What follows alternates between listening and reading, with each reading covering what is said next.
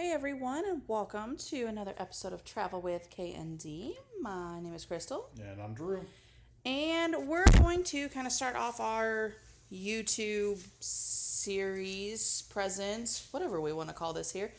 We're going to go through the rides at Disney World because, especially for first timers, I know the descriptions on the website can be a little confusing, and many people may not exactly know what they're kind of getting into as they're planning their must dos for their trip.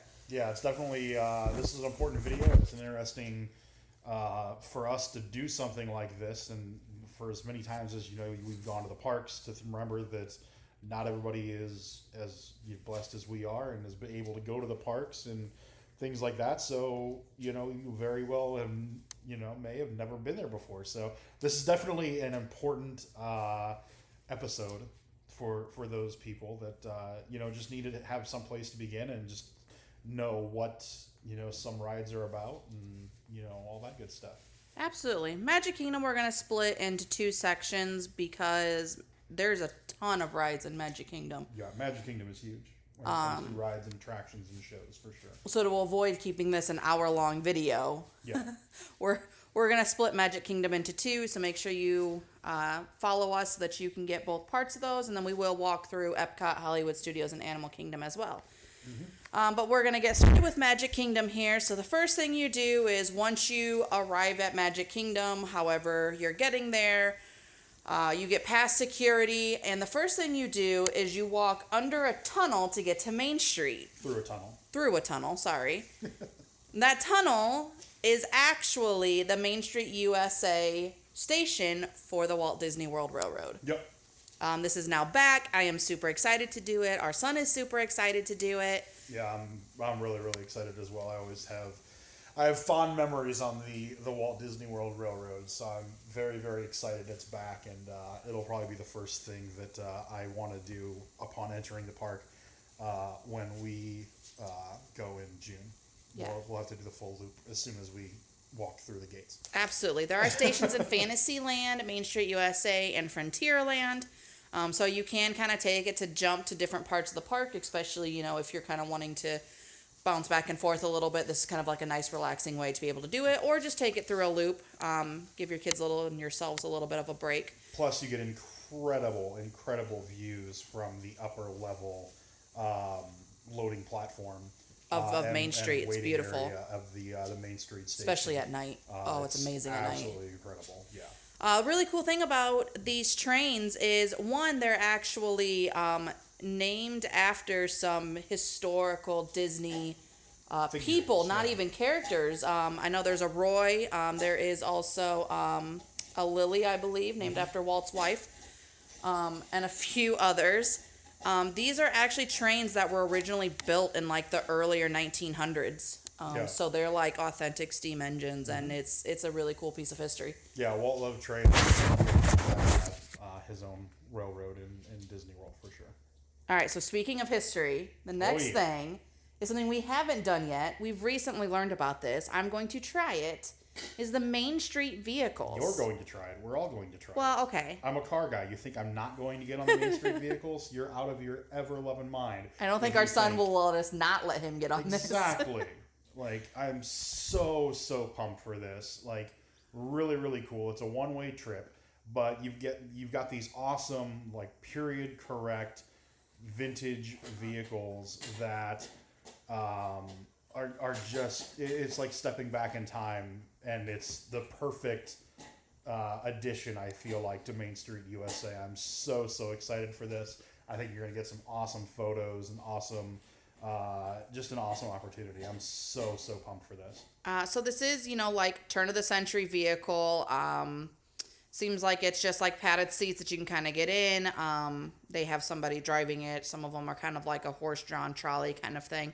But it is a one-way ride, like you said, and it stops either in Town Square or in the Central Plaza, which is in front of Cinderella's castle. Mm-hmm. But make sure that you're not trying to find this during parade times because it won't run. So maybe right after parade, that might be the better time to try and find it. Yeah, I'm looking at the list now. They've got a horse-drawn trolley, an omnibus, a jitney, or a fire engine. Oh, the fire engine that you can will lose ride his on. mind.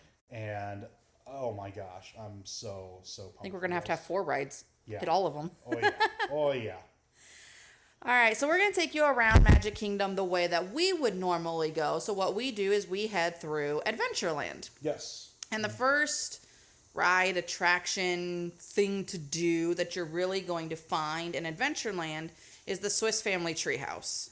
It's not really a ride. It's like a walk-through, scenic attraction. Attraction is a good way of putting it. Yeah, absolutely. So it is a lot of climbing. You do get quite a bit of elevation, and then you, of course, have to come down, which is the easier part of it. And it is steps. It's not, like ramps or anything like that. It is a multi-level step attraction. So you definitely need to be mobile and all that good stuff. Oh, yeah, my calves feel it by the time we get to the top. Yeah. And it is more like a single file kind of thing for the most part. I mean, if you get stuck in from somebody slow, you're just kind of stuck there. Yeah. There is a little bit of room to go around in some spots, but not much. So just keep that in mind as you're kind of planning time, because once you start on this, you're going. There is no quick, easy exit way to get off kind of thing. I mean, it is pretty cool to kind of go through, especially if you like Swiss Family Robinson and kind of see the treehouse, and it's really cool, like very detailed props and things like that, but it is definitely, I mean, probably a good like 20-30 minute time that you're going to take out to do this. Yeah, definitely. It's the different rooms kind of have like a diary entry from the from the family talking about it being Ernst's room, and so on and so forth, and it's kind of a cool little like peek into the movie, so to speak, and into how they quote unquote lived. Right. As we continue along here, we're going to hit the magic carpets of Aladdin. Many people are familiar with Dumbo. This is pretty much the same concept. Yep. You can lever in there that'll change how high you go up and down. It will spin around. No height restriction on this, so it's great for all kids, even like the toddlers. It's great with parents just to kind of sit there, and even if you just kind of want to cruise low and they can kind of see the whole Adventureland area, it's kind of cute. Yeah, it's definitely a cool, fun attraction. Gone on this with Nolan several times, and he always enjoys it, and it's definitely a lot of fun. Yeah, absolutely. Right around the corner from this is Walt Disney's Enchanted Tiki Room. So this is kind of fun. There's over like 200 audio animatronic tropical birds, and different other like tiki statues and stuff like that. It is really, really cool. It's kind of fun to hear the mechanical clicking of everything and beaks and stuff like that. Yeah, and they sing songs, and it's fun and joyful and very upbeat, and really kind of just like puts you in a good mood as you're in it. And it is air conditioned, so it's a really like kind of great break from the Florida heat. And the best thing is once you leave here, you can swing right by Aloha Isle on your way out and get some Dole Whip. Yeah, I mean, you can't go wrong with that. Right. Yeah. So after you get your Dole Whip, then we're going to head kind of like right across the way over to Jungle Cruise. Love the Jungle Cruise. As a former Spieler, this is always on our must-do list. Because it's the skippers make the ride for sure. And I think we've only had one trip that we have not done Jungle Cruise, and we were just pressed for time. It was like a really short trip. Yeah, we didn't do Jungle Cruise, but it's only been once. But it's sorry, it's late. I'm yawning. Pardon me. But it's so much fun. It's a cool attraction. You see some awesome animatronic animals and snakes and the ever popular backside of water and all that good stuff. It's very punny, so be prepared for that. But it's definitely a fun ride that you've got to check out if you haven't done it before. Yeah, this is something for everybody. I do believe those who are in wheelchairs do have to transfer. They will help you transfer, so as long as you're able to transfer, you'll be good. You're in a boat, kind of like what we're showing on here. It's much cleaner, much more seating, that kind of stuff in there. But it is a bigger boat. It is a real boat, so as you are loading and unloading, it will rock a little bit. So just keep that in mind. Hold on to the handrails. Ask cast members for help if you need. Yeah, absolutely. I mean, you have to remember, while it's there's a wheel that kind of steers it in a trough around the attraction. It's still a boat floating on water. Right. So I mean, it is going to rock. It can be off balanced, how depending on how they're loading it and weight dispersion and dispersal, whatever that word is, and stuff like that. So definitely be careful getting in and all that good stuff. Yeah, but this is a great ride for everyone of all ages, even those young toddlers. It's animatronic animals that are around, no real animals going around, unless you count the tourists going around there, but Get to the point. Really good one. All right, so we're going to leave Jungle Cruise here, and we're going to head a little bit farther into Adventureland, and we're going to stop at Pirates of the Caribbean. Avast ye landlubbers. This was a ride that inspired the movies that many of you are probably very familiar with, and then in turn, it inspired a revamp of this ride. Yeah, so they have updated the ride in certain spots with updated animatronics, so you'll see Captain Jack Sparrow, you'll see Captain Barbossa, all that good stuff. But you still have the old school, I hate to say the word primitive, but, more primitive, effects and animatronics and things like that compared to the newer style that they've used with Barbossa and Sparrow. Yeah, there's definitely some older technology here, but it's still It's charming though. It's got that Disney. It gives you that older, original Disney kind of feel, of thing to it. Sure. So it is really cool. You're set in a boat. Again, it will rock a little bit. There is a very small drop. It's really just like you're going down a set of stairs, essentially. Yeah. That's the size of this drop. Yeah. It is in the dark, so it does catch some people off guard. So just kind of be prepared for that. There's a small chance of getting a tiny bit wet, just kind of as it comes back up. Yeah, random water splashes, but it's nothing. Nothing like you'll get soaked, and nothing that won't dry within 15 minutes after you get out. Yeah, exactly. But just to keep in mind, so if somebody has any sensory issues there for water or dark, this is a dark ride. Mm-hmm. But it is slow, and the queue's pretty cool. You get rum barrels and old piratey Kinda like jail going for, cell an kind of Ford type things, a and thing. Yeah, it's really, really cool.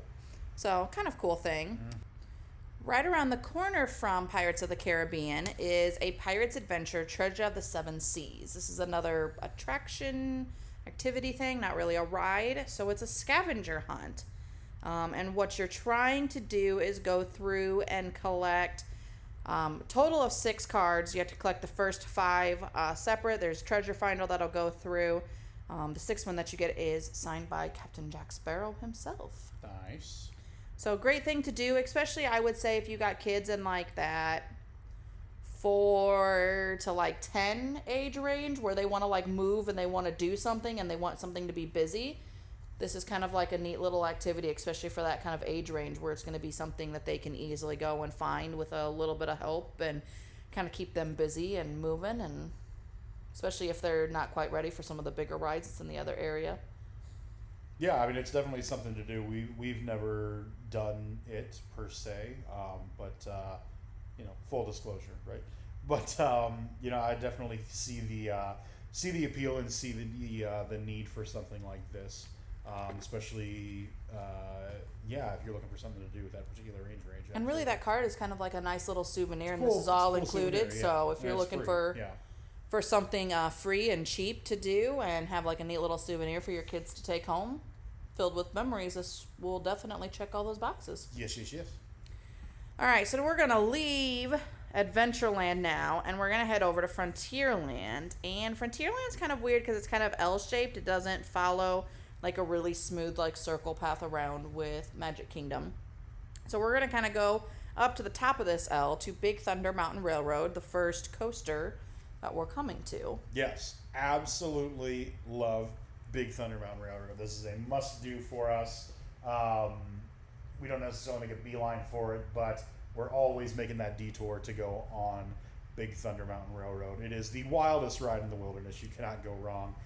It is a steel coaster that's been, kind of not modified, but they do some Disney trickery with the tracks and things to make it feel a little more wild and crazy. It's a traditional mine train style coaster. There's three lift hills, 3 drops, some really cool effects and scenes and all that good stuff. So it's definitely something to check out and something to do for sure. Yeah, this is meant to feel like you're going through the mine, so it is meant to feel unsteady and wobbly and things like that. Rest assured, it's all completely in control, but it's meant to kind of feel like you're not. This is a thrill roller coaster with drops in it. So there is a height restriction. You have to be 40 inches or taller to ride on this. It is like bench seats with a like lap bar that comes just down. a standard lap bar that covers both people. So do keep that in mind if you're riding with children and you're on the bigger side.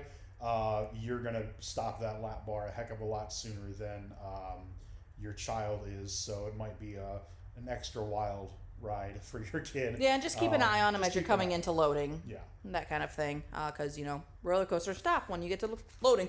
Yeah, imagine that. Roller coasters have brakes. Who would have thought? So just things to keep in mind, but it is a really great ride if you hit that 40 inches. And the queue's pretty cool. Looks like an old mine, so it's not too bad waiting in line with that one. About half of it's covered, so you're not out in the sun. So not too terribly bad there. There's a couple cool little Easter eggs in here and nods to, the tiki room and stuff like that as well. So it's definitely a cool queue for sure. As we head back towards kind of the main drag here, you're going to hit Tom Sawyer Island. This is another kind of like walk-through activity attraction thing, kind of similar to the Swiss Family Treehouse.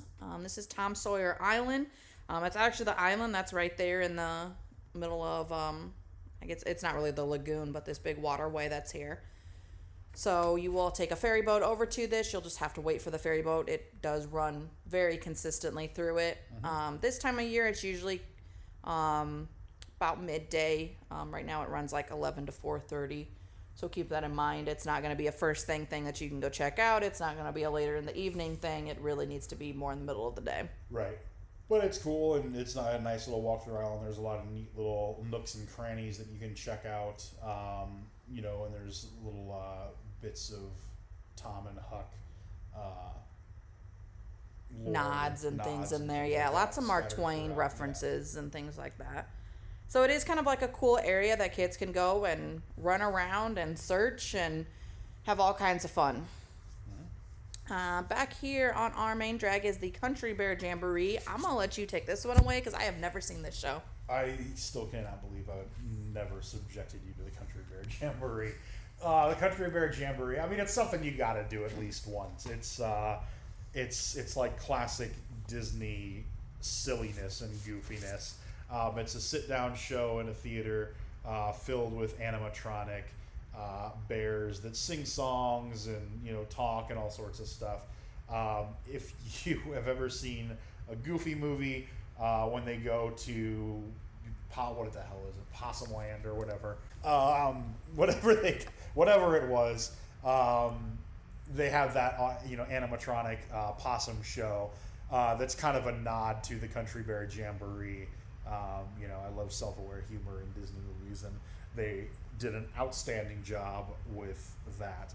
But like I said, lots of silly songs and all that cool stuff. It's definitely something to check out. And the bears make appearances every once in a while too, outside of the Country Bear Jamboree Theater. On to the next one, Frontierland Shooting Arcade. Definitely love the Frontierland Shooting Arcade.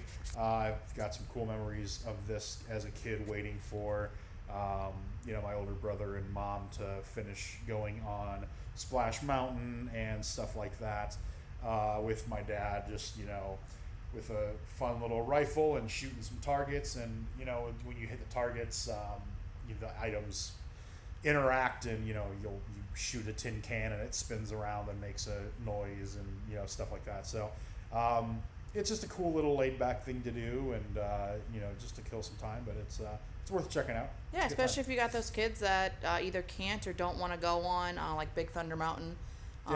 Splash Mountain is no longer available. That is now closed down for it's retheming. So, but yeah, if there's something in the area that one kid wants to go on and another one doesn't, this is kind of a nice way to kind of still keep them entertained and pass time. Yeah. Now we're going to head into Liberty Square. This will be the last section that we talk about here in this episode, because Fantasyland and Tomorrowland have a ton of rides. So the first thing you're going to kind of come to here is the Hall of Presidents. Now, the Hall of Presidents is an animatronic show. You get to sit down with it, and every single president who has held office in the U.S. is shown here. Yeah. Every single president. So, if you have a problem with one of our presidents and cannot put it aside to sit down and watch the show because there are now security officers there who will escort you out, I suggest you bypass this ride.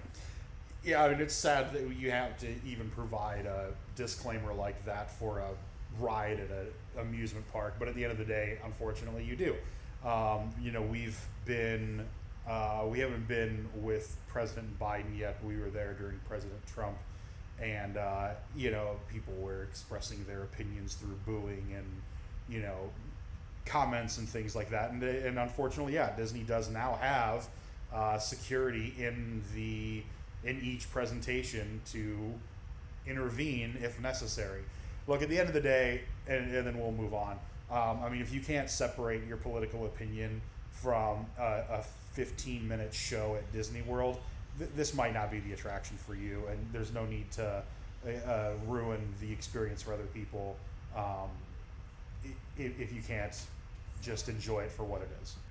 Yeah, I mean, unfortunately, when we were there, the kind of booing and the commotion held on past. The current president always makes like a speech in with it.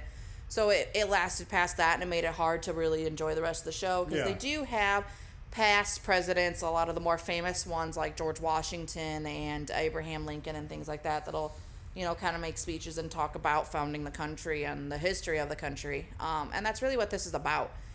The really, really cool thing in this is while you're in the lobby area waiting to go into the show, there is some like clothing and other attire from past presidents, things like that. But there is also the presidential seal that is on the ground that took an act of Congress to put in, and it'll take an act of Congress to get it removed. Yeah. I believe there may be one other place in the U.S. that it is It's beside only, that, it's but only in 2 locations. It's in the Capitol, and it's in the White here. House, and then here. Yeah. So I thought that there might have been one more, but regardless, it's very, very limited and a very cool kind of thing.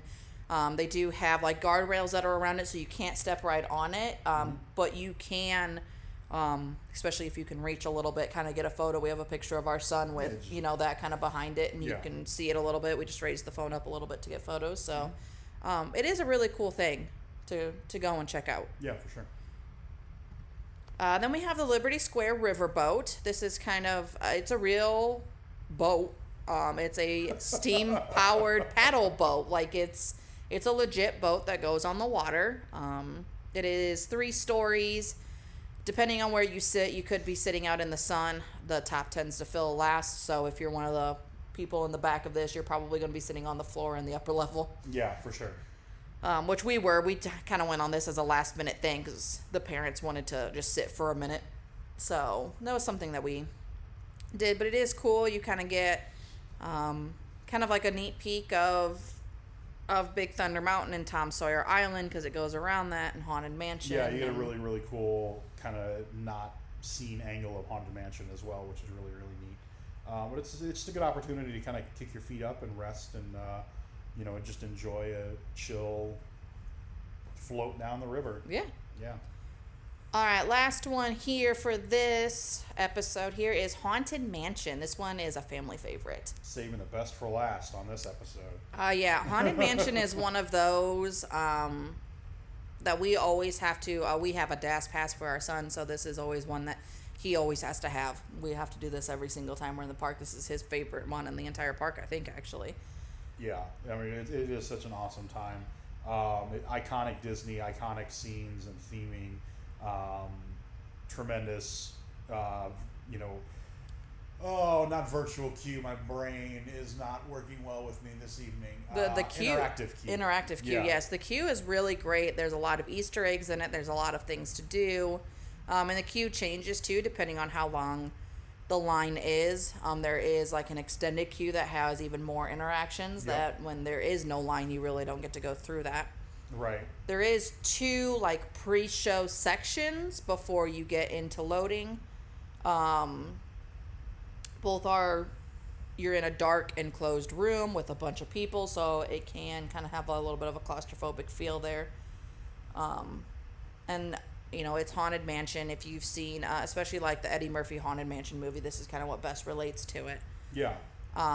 You do get, you know, like the death, you know, kind of things that go through it, and ghosts and things like that. You're in a doom buggy is what they call it. So Yeah. it's like a half enclosed. It's pretty much like you take like a giant orb and slice it in half and you're sitting in it. So that's what you're sitting in. It's a giant like lap bar that'll automatically close. If you have 2 adults and 1 kid, I would recommend the adults splitting and sitting separately, because otherwise it can get a little tight. Yeah, definitely it can be on the tighter side for sure. Typically, it'll be, you know, an adult and a child and a single adult. Yeah, it's 2 to 3 people, and don't be afraid if you're together and they tell you to get in one and you're not comfortable. Just wave the cast member, you know, on that you would like to come out and separate a little bit, and they are more than happy to accommodate you if you get in and realize it's just a little too tight. You do need to do so fairly quickly because the ride continually moves. Yeah, it does not stop. It's a moving platform, moving conveyor belt, loading system. So you get on as it's moving and you step in as it's moving, and you don't want to be, you know, one of those crazy ghosts that makes the ride stop randomly in the middle of the scene for sure. Right. So that is, well, so far up here, we'll do Fantasyland and Tomorrowland on next week's episode. But so far, hope that helps. Of course, if you guys have any questions at all, please feel free to ask. We are more than happy to answer them. Yeah, definitely. And as always, make sure you subscribe so you can check out our new videos now that we've moved to these on YouTube now from regular podcast. Yep, smash that like button as well. Follow us on other social media channels, Facebook, TikTok, and Instagram at Travel with KND. Thanks a lot for tuning in, everybody. We are looking forward to this next chapter, and we'll talk to you very, very soon. Have a good one. Thanks, y'all.